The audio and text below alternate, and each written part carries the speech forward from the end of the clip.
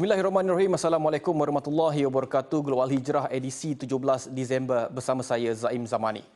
Lebih 70 hari memuncaknya genosid di Gaza dalam menunjukkan kehebatannya kepada dunia bahawa mereka masih mampu mengalahkan Hamas. Zionis Israel sebenarnya goyah tanpa kita sedar. Amat sukar bagi mereka melawan kehebatan Hamas yang memiliki strategi licik, apatah lagi berdepan lawan pada kedudukan di darat. Aktivis Palestin M. Shahul Hamid Muhammad Mirah berkata, ketika ini Israel dilihat bersungguh-sungguh berusaha ke arah gencatan senjata berikutan keadaan semasa yang tidak memihak mereka. Menjelaskan situasi terkini, M. Shahul Hamid berkata, Israel kini menyedari dilema kekalahan teruk yang sekaligus menjurus kepada penghantaran pasukan perunding termasuk Mossad dan Amerika Syarikat ke Qatar untuk berunding tentang gencatan sementara. Pada dasarnya, rejim Zionis Israel mahu mengadakan gencatan senjata, mahu kepada perbincangan gencatan senjata bersama Hamas. Dan dia telah menghantar wakil daripada US dan juga daripada Mossad ke Qatar untuk diadakan perbincangan gencatan senjata. Cuma pada saat-saat terakhir semalam wakil Mossad ni dipanggil balik oleh Netanyahu atas sebab-sebab yang tidak diketahui. Tapi boleh dikatakan bahawa Israel tahu mereka sedang mengalami kekalahan yang teruk walaupun tidak dilaporkan secara jelas ataupun terang melalui media-media mereka. Tetapi media-media yang lain, sama ada media sosial ataupun media-media yang hendak kepada kebenaran, yang bukan pro-Israel, mereka dah mula menceritakan atau melaporkan bahawa Israel sedang mengalami kekalahan yang teruk, terutamanya di di food ataupun ke ground attack ni. M. Shahul Hamid berkata Zionis Israel mengetahui bahawa mereka tidak mampu bertahan lama dalam mendepani Hamas untuk memusnahkan Gaza.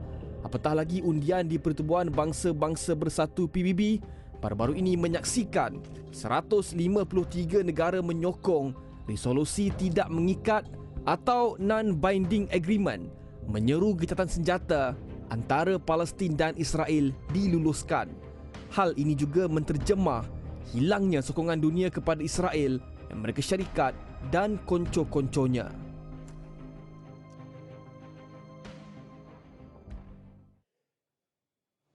Pemimpin Zionis Israel Benjamin Netanyahu pula dilapor berada dalam dilema besar. Jika berlaku gencatan dan perang ke atas Hamas dihentikan, maka dia tiada pilihan, bakal berdempat ancaman lain pula di tempat sendiri. Ramai tahu Netanyahu dan keluarganya memang terpalit pelbagai skandal termasuk rasuah malah mula ditolak oleh rakyat dan parti Likud yang dipimpinnya. Serangan ke atas Gaza kini umpama nyawa dalam karier politiknya. Tetapi mampukah Israel terus melunyaikan Gaza ketika duit di dalam koceknya semakin kering? Itulah yang membuatkan pemimpin zalim itu hidup tidak tenang dan tidak boleh tidur lena. Jelas M. Shahul Hamid, jika Zionis berterusan membantai Gaza, ekonomi negara haram yang ditadbir Netanyahu bakal berdepan kemerosotan yang luar biasa. Malah genosid yang kononnya dicanang sebagai perang ke atas Hamas sejak lebih 70 hari lalu, hakikatnya telah menyebabkan Israel kerugian kira-kira 200 bilion shekel yang bersamaan 50 bilion dolar Amerika. Maka Netanyahu kini bagaikan ditelan mati mak di luar mati bapa. Sebab Netanyahu tahu bahawa andai kata dia berhenti berperang ataupun gencatan senjata, maka dia juga akan mati. Mati maksud sini mati karier politik dia, mati dia sebab dia dan keluarga dia menghadapi banyak tuduhan-tuduhan dan bakal diadili di dalam mahkamah. Jadi kerajaan ataupun parti Likud dia sendiri mahu dia dipecat dan diberhentikan ataupun dipecat daripada menjadi Perdana Menteri dan digantikan dengan orang lain. Jadi untuk mengelakkan pemecatan ini, satu-satu caranya untuk dia masih boleh survive ialah dengan melanjutkan peperangan ini. Jadi sampai bila? Itu persoalan dia. Dan saya rasa dia tidak akan mengambil masa yang lama, mungkin maksimum dalam early ataupun late ataupun dalam bulan Januari ni akan berlaku satu gencatan senjata secara total. Bagaimanapun harus diingat, pemimpin Hamas Ismail Haniyeh pernah memberi amaran keras kepada Netanyahu bahawa tidak akan ada gencatan senjata sehingga Palestin mendapat kemerdekaannya.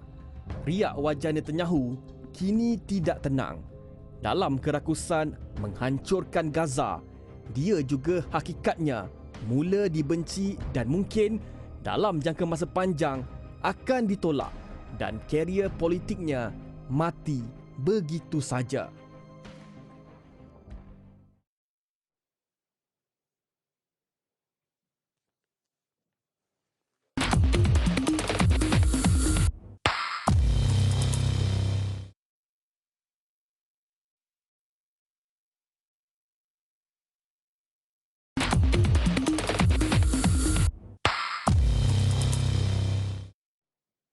Masih bersama Global Hijrah. Seperkara lagi yang membimbangkan dunia ketika ini adalah peningkatan bilangan jangkitan kes COVID-19. Bukan sahaja di Malaysia, malah di negara jiran juga angka jangkitan dilapor semakin meningkat. Singapura, Indonesia, malah Malaysia sekalipun mula mengambil langkah waspada dengan menggalakkan semula penggunaan pelitup muka dan prosedur operasi standard SOP lain yang pernah dikuatkuasakan sebelum ini. Minggu pertama Disember sahaja, Singapura merekodkan bilangan jangkitan berjumlah lebih 56,000 kes. Angka itu meningkat 75% berbanding minggu sebelumnya, iaitu pada kadar 32,000 kes sahaja. Negara itu mula menggalakkan semula penggunaan pelitup muka bagi tujuan mengelak jangkitan lebih buruk, lebih-lebih lagi di tempat sesak dan ketika berinteraksi dengan golongan berisiko. Malah rakyat Singapura juga digesa memastikan mereka mendapat suntikan vaksin COVID-19 yang lengkap di samping dos-dos penggalak. Klinik-klinik kesihatan melaporkan bilangan pesakit yang berkunjung ke fasiliti kesihatan dengan simptom berkaitan pernafasan bertambah dari hari ke hari.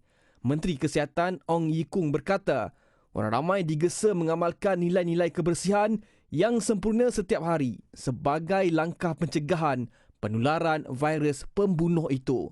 Singapura dalam pada itu dilapor akan membuka fasiliti rawatan kedua COVID-19 yang bertempat di Singapore Expo di Changi pada hari ini. Setakat ini, fasiliti rawatan sedia ada adalah di Hospital Crawford. Sehubungan itu, kedua-dua fasiliti rawatan berkenaan akan mampu memantau dan membantu merawat lebih 80 pesakit COVID-19 yang berstatus stabil dan tidak memerlukan rawatan rapi di hospital. Kementerian Kesihatan Singapura dalam pada itu akan mengemas kini data dan perkembangan terkini berhubung jangkitan COVID-19 menerusi laman sesawangnya bermula 19 Disember ini, terutama ketika bilangan jangkitan sedang memuncak sejak awal bulan ini. Baik, sekian Global Hijrah edisi 17 Disember, lagi kupasan genosid di Gaza dan isu antarabangsa lain minggu depan. Saya Zaim Zamani, Assalamualaikum warahmatullahi wabarakatuh dan selamat malam.